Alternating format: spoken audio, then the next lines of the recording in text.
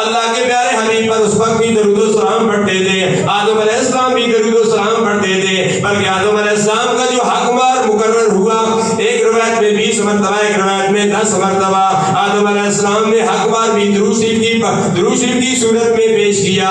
آدم علیہ السلام نے عرض کی یا الہ العالمین، فرشتے میرے پیچھے پیچھے چلتے ہیں، یا الہ العالمین وجہ کیا ہے؟ فرمایا آدم صفی اللہ میرے حبیب صلی اللہ علیہ وسلم کا نور محمد ہی تیری پشت میں ہے۔ آدم علیہ السلام نے فرمایا یا الہ العالمین اس نور محمد کو میرے سامنے کر دے۔ آدم علیہ السلام اللہ تبارک و تعالیٰ نے نور محمدی کو آدم صفی اللہ کی پیشانی میں کر دیا۔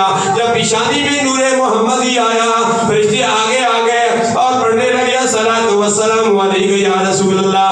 آدم علیہ السلام نے عرض کیا الہ العالمین نور محمدی میری پیشانی میں آ گیا، میں اس کو دیکھ نہیں سکتا ہوں، یا الہ العالمین اسی نور محمدی کو میرے انگوٹھوں میں ظاہر کر دے۔